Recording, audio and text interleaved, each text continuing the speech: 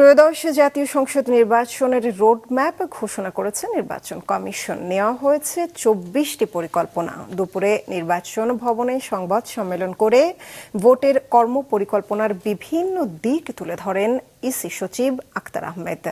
2 dozen কাজের পরিকল্পনার মধ্যে সেপ্টেম্বরের শেষ সপ্তাহে রাজনৈতিক দল সহ অংশীজনেদের সঙ্গে সংলাপের কথাও রয়েছে। ভোটের দিন ও তফসিলের তারিখ নির্ধারণ না করা হলেও ফেব্রুয়ারির প্রথমার্ধে ভোট ধরে সাজানো হয়েছে পরিকল্পনা। সংলাপ, মতবিনিময়, মিটিং, ব্রিফিং, প্রশিক্ষণ, মুদ্রণ, বাজেট বরাদ্দ, আইটি ভিত্তিক প্রস্তুতি, প্রচারণা, সমন্বয় সেল, আন্তঃমন্ত্রণালয় বৈঠক থেকে যাবতীয় কর্মপরিকল্পনা মাথায় রেখে উল্লেখযোগ্য খাত ও বাস্তবায়ন সূচির রোড ম্যাপে স্থান পেয়েছে। চূড়ান্ত ভোটার তালিকা প্রকাশ করা হবে 30 নভেম্বর।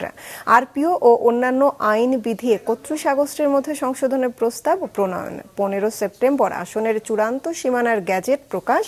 নতুন দলের প্রাথমিক নিবন্ধন 14 সেপ্টেম্বর। চূড়ান্ত প্রজ্ঞাপন 30 সেপ্টেম্বর। তফসিল ঘোষণা করব।